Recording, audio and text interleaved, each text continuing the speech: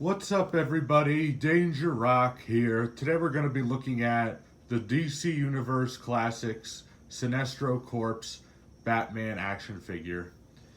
Now, this action figure came from the DC Universe Classics line of figures, and he's really unique and different. I really like the colors on this guy, and I really like all the detail they put into his costume and his cape. And I like the body mold they used for this figure.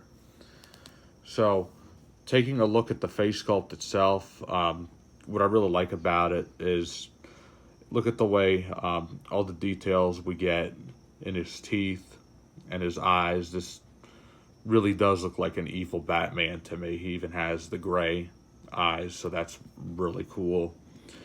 When I first came across this guy, I thought this was just a different costume variation of Batman, but after doing some research on this is the Sinestro Corpse version.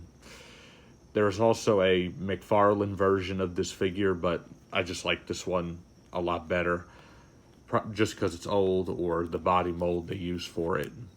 But taking a look at the yellow detail on him, I like the way on his arms where these spikes are, they kind of use like a goldish yellow. I really like the gold texture of it a lot, and I really like all the detail they put into the black. You can see like the lines and the wrinkles on his suit, and right over here it looks like where his belt is, it's all silver sculpted in there, so that's really cool.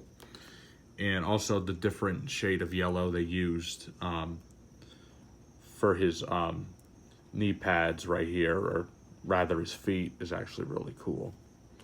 When we turn the figure over, we could see a really nice cape. All the wrinkles are in it. It just looks like, I'm glad this is a plastic cape and not a cloth cape, because if it was cloth, it would just be hanging like that, and I just don't go for that. But I really like this a lot. I also really like all the posability we get with this guy. For articulation, you could rotate his head a full 360. You could move it that far up and hinge it that far down. It pivots back and forth. He has arm articulation, shoulder articulation. His wrist can swivel. He does have an ab crunch, so he could crunch this far up and that far back. The cape does not limit his ab crunch movement whatsoever. You could rotate his waist a full 360, and here's what I think is really cool about him is that in his feet right here, of course his legs do kick outward pretty far. You could get him doing a split if you want, but it looks like he has double leg articulation. And what I mean by that is that even though it swings out, you could also move it right here, right at the top of his legs. You could either get him kicking out or kicking forward. You can swivel his knee, you can bend his knee, and he does have articulation in his feet right here, which is actually really cool. So lots of movement on this guy. Let's see if we look somewhere, if we could get a year on him. What year did this guy come out? I'm sure it's on here somewhere. There it is under the cape. Right there. Now it just says Mattel Inc. DC Comics made in China. But I'm actually thinking this was around 2008 or 2009. I might be wrong about that, but I'm pretty sure it was around one of those years. DC Universe Classics is actually very old. But what's really cool is if we look at the Sinestro Corpse logo right on the middle of his chest, we can see it again right here on his side arm and his other side arm right there, which is really cool. And I just like him a lot. I think he's a great figure. So what we're going to do is we're going to set him aside right here, and we're going to compare him to another Batman figure, which I already reviewed. Here we have another DC Universe Classics in his detective blue and gray outfit, which I think is really cool. And what's cool about this is that I feel like these two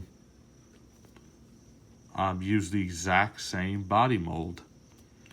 The only difference is this one you can't rotate his waist, because this one he has his belt stops him from moving his waist. But I actually like both these guys. If we put them right next to each other, you can see they both stand at about 6 inches tall. And these are both very, very old figures now. And they're actually not that hard to come by. You can actually come across them on eBay, but they are very expensive. I was actually able to find both these guys at a comic book shop. It wasn't my local comic book shop, but I was surprised to find these guys, and I got both these guys for $6, which is unbelievable, because both these guys, I think they were $15 to $20 when they first came out, so it was a really good price on these.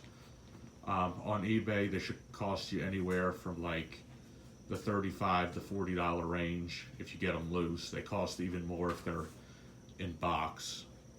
But I really like these guys. Their bodies look the same to me. Their head sculpts are completely different. I feel like this Sinestro Corpse Batman has a wider chest. Or maybe just because of the angle I'm looking at him from. But if we put these two guys right in front of each other, you can see their capes are exactly the same. And I do like that about these guys. So yeah, this has been my review of the DC Universe Classics Sinestro Corpse Batman action figure. If you like this video, please leave a like. Please subscribe to my YouTube channel.